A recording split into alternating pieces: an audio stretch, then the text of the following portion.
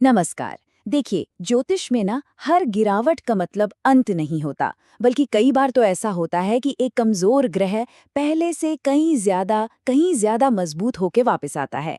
तो आज हम ज्योतिष के एक ऐसे ही बहुत शक्तिशाली योग को समझने वाले हैं। नाम है नीच भंग राजयोग। पता है, ये योग हमें जिंदगी का एक बहुत ही जरूरी सबक सिखाता है। वो ये कि शुरुआती जो संघर्ष होते हैं ना, वही असल में बड़ी कामयाबी की नींव बन सकते हैं। ये हमें सिखाता है कि कैसे चुनौतियों को एक मौके की तरह देखें। तो चलिए समझते हैं कि कैसे बर्बादी से एक शाही उदय का ये ज्योतिषीय सूत्र काम करता है। शुरुआत करते हैं इसके नाम से ही, उसे ही तोड़कर देखते हैं। तो ये जो नाम है, ये 3 बहुत पावरफुल संस्कृत शब्दों से मिलकर बना है। पहला है नीच, जिसका मतलब हुआ कमजोर या डेबिलिटेटेड। फिर आता है भंग, यानी कैंसिलेशन या रद्द हो जाना।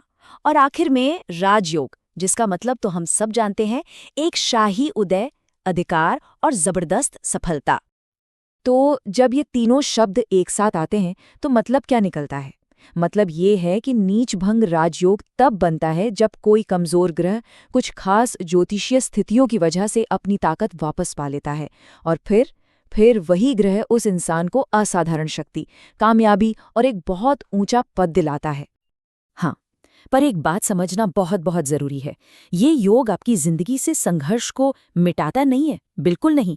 बल्कि ये उस संघर्ष को ही एक ऐसी जीत में बदल देता है जो कड़ी मेहनत से कमाई गई हो। मतलब ये कोई शॉर्टकट नहीं है, ये तो दृढ़ता का, परसेवरेंस का योग है। तो चलिए अब इसके टेक्निकल साइड पर आते हैं, इसके नियमों को समझते हैं। देखिए, इस योग को पहचानने का जो सबसे पहला स्टेप है, वो ये जानना है कि आखिर कौन सा ग्रह किस राशि में जाकर कमजोर यानी नीच का हो जाता है। हर ग्रह के लिए ना एक खास राशि तय है जहां जाकर वो अपनी ताकत खो देता है। जैसे सूर्य तुला में कमजोर होता है, चंद्रमा वृश्चिक में, मंगल कर्क में, और ऐसे ही बाकी सब ग्रह भी। तो ये योग बनने की पहली शर्त ही यही है कि इनमें से कोई ग्रह अपनी नीच राशि में हो और फिर उसकी ये कमजोरी कुछ खास नियमों के तहत कैंसिल हो जाए। ठीक है, तो अब हम ये तो समझ गए कि ग्रह नीच का होता है, लेकिन बस इतना ही काफी नहीं है।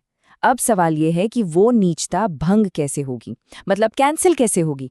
तो इसके लिए 5 कंडीशंस हैं, 5 रास्ते हैं, और उनमें से कोई एक भी पूरा हो जाए तो बात बन जाती है। चलिए देखते हैं ये 5 शक्तिशाली रास्ते कौन से हैं। ये हैं वो 5 मुख्य शर्तें। ध्यान से सुनिएगा। पहली, जिस राशि में ग्रह नीच का है उसका मालिक यानी स्वामी केंद्र भाव में बैठा हो। दूसरी कंडीशन, उसी राशि में जो दूसरा ग्रह उच्च का होता है वो केंद्र में हो। तीसरी, नीच ग्रह पर उसके उच्च राशि के स्वामी की नजर पड़ रही हो यानी एस्पेक्ट हो। चौथी, नीच ग्रह खुद ही लग्न या चंद्रमा से केंद्र में आ जाए। और पांचवी और आखिरी कंडीशन, नीच ग्रह और उसकी राशि का स्वामी एक दूसरे के घर में चले जाएं, मतलब राशि परिवर्तन कर लें। तो अब नीचता कैंसिल तो हो गई, पर ये तो बस पहला स्टेप है। हर कैंसिलेशन एक पावरफुल राजयोग बन जाए ये जरूरी नहीं।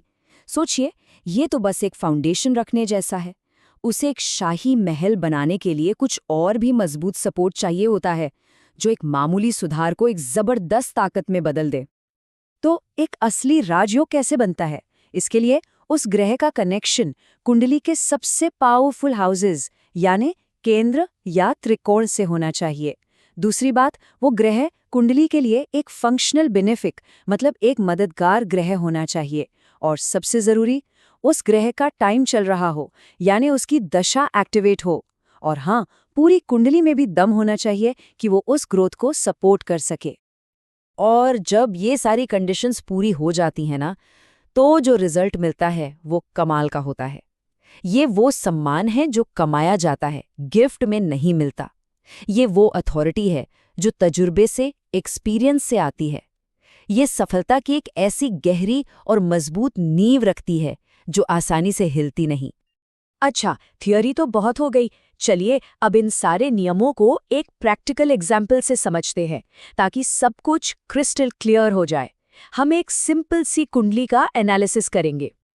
तो मान लीजिए किसी की कुंडली मेष लग्न की है। अब यहाँ क्या हो रहा है? शनि, जो मेहनत और संघर्ष का ग्रह है, वो पहले ही घर में एरीज में नीच का होकर बैठा है। पहली नज़र में तो ये मुश्किल लगता है, पर कहानी में एक ट्विस्ट है।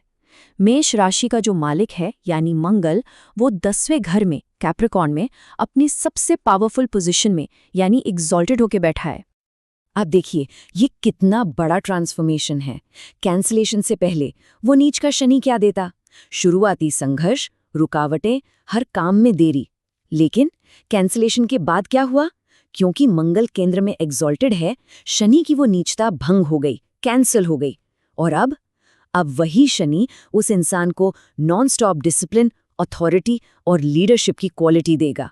पूरा खेल ही पलट गया। तो ऐसे कॉन्फ़िगरेशन वाले इंसान का लाइफ पाथ कैसा होता है?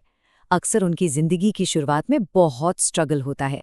उन्हें कामयाबी के लिए शायद दूसरों से ज्यादा इंतजार करना पड़े, लेकिन जब वो एक बार उठते हैं ना, तो उनकी रेप्यूटेशन इतनी मजबूत और लॉन्ग लास्टिंग होती है कि लोग मिसाल देते हैं। चलिए अब आखिर में कुछ बहुत जरूरी बातें और कुछ कॉशंस यानी सावधानियों पर भी नजर डाल लेते हैं। संक्षिप्त में समझते हैं कि इस योग के मेन टेकअवेज क्या हैं।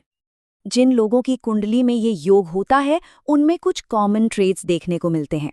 अक्सर उन्हें अपनी लाइफ की शुरुआत में रिजेक्शन का सामना करना पड़ता है। उनकी तरक्की धीमी होती है पर स्टेडी होती है। वो अपनी मेहनत और लगन से इज्जत कमाते हैं और आगे चलकर यही लोग दूसरों के लिए रोल मॉडल बन जाते हैं।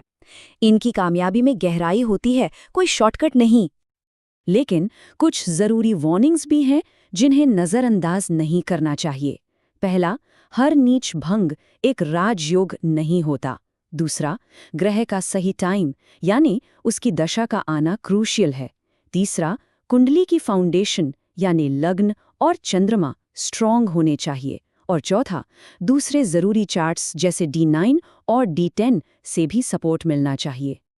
एक बात हमेशा याद रखिए, ज्योतिष ना एक जिगसॉ पजल को सॉल्व करने जैसा है। आप सिर्फ एक टुकड़े को देखकर पूरी तस्वीर का अंदाजा नहीं लगा सकते। हमेशा पूरे कुंडली का होलिस्टिक एनालिसिस ही सही रास्ता दिखाता है। और अंत में बस ये एक शक्तिशाली विचार याद रखिए कि अगर सही सपोर्ट मिल जाए तो गिरे हुए ग्रह भी राजाओं की तरह उठ खड़े होते हैं। ये उम्मीद और मेहनत का एक यूनिवर्सल मैसेज है। ये शैक्षिक प्रस्तुति ज्योतिष के सभी छात्रों और प्रेमियों के लिए डॉक्टर गौरव भास्कर, MA ज्योतिष द्वारा तैयार की गई है। इस ज्ञान की यात्रा में हमारे साथ शामिल होने के लिए आपका बहुत बहुत धन्यवाद।